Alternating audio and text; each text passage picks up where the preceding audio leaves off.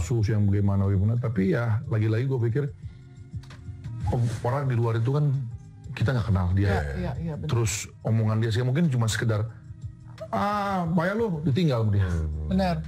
Ngapain gue pusingin, yang penting gue melakukan apa yang terbaik buat gue, buat keluarga gue, dan gue nggak perlu dengar omongan orang. Terus gue percaya masing-masing percaya di dalam lingkungan keluarga gue, udah itu cukup. Selama ini selalu berusaha menutup rapat persoalan rumah tangganya agar tidak diketahui orang luar, bahkan untuk teman pun tidak. Andre Taulani akhirnya angkat suara terkait kabar yang kini menghebohkan seisi Indonesia.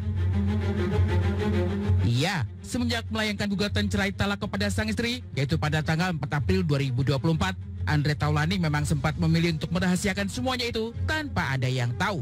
Tapi seiring berseliweran informasi di dunia maya dengan berbagai spekulasi liar yang kian berkembang, Andre pun akhirnya memutuskan untuk bicara. Kemarin, bersama dengan agenda sidang ke-8 di Pengadilan Agama 3 Daksa Tangerang untuk penjelasan saksi dari pihak Andre pun memutuskan untuk bicara di hadapan para awak media. Andre mengaku keputusannya untuk menggugat cerai sang istri didasari fakta bahwa cekcok alias ketidakcocokan di antara dirinya dengan sang istri ternyata sudah berjalan cukup lama, bahkan sekitar sejak 10 tahun lalu. Namun karena berbagai upaya untuk kembali akur selalu menemui jalan buntu, Andre dan Erin pun akhirnya menempuh perpisahan sebagai jalan keluar yang terakhir dan dinilai paling baik.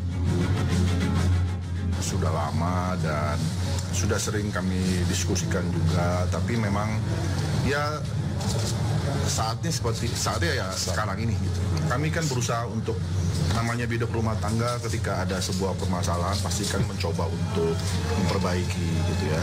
Dan kami pun juga sudah melakukan itu semua. Tapi memang pada akhirnya kami harus berpisah, itu sudah menjadi keputusan yang terbaik untuk kita.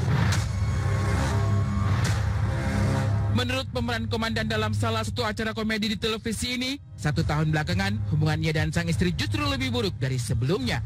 Keduanya pun memutuskan untuk pisah kamar meski masih tetap tinggal satu atap bersama anak-anak.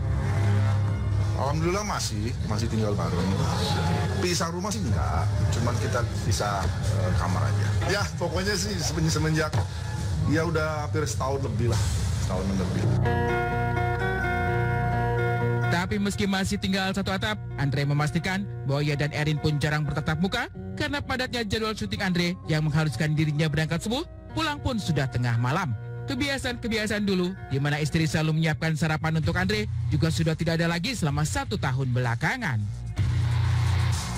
Pagi tadi masih melayani untuk sarapan kah, dan kopi kah, seperti itu?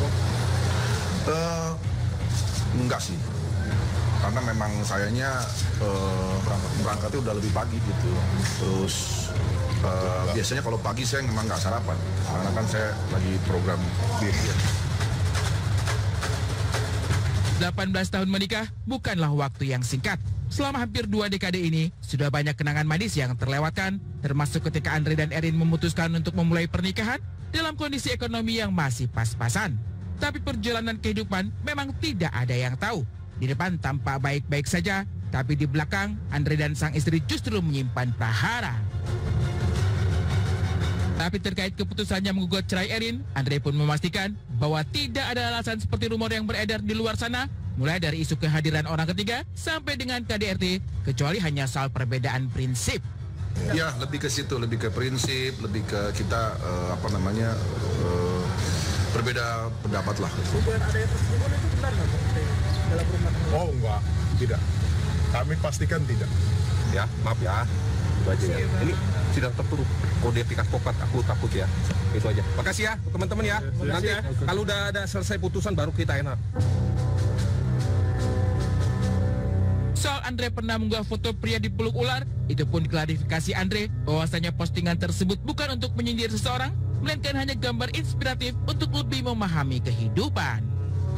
Wah, itu saya repost itu. Kalau teman-teman tahu itu gambar itu bagus ya, gambarnya bagus banget. Gambar-gambar itu adalah gambar-gambar yang mempunyai makna-makna banyak lah. Sebenarnya itu bukan untuk apa-apa ya, untuk saya memposting itu supaya teman-teman juga bisa melihat, wah ini loh kehidupan itu seperti ini gitu. Dan menjajal upaya perceraian dengan sang istri yang telah menemaninya selama 18 tahun, Andre Taulani pun berjanji akan membagi harta gonogini dengan sang istri. Sementara perihal hak asuh anak, belum ada pembahasan lebih lanjut karena berhubungan dengan pokok perkara perceraian. Kalau pranikah memang nggak ada. Saya dulu waktu nikah memang nggak ada perjanjian pranikah. Karena buat saya, harta saya ya buat istri gitu ya. Karena memang kewajiban seorang laki-laki seperti itu kan. Belum ada. Belum ada.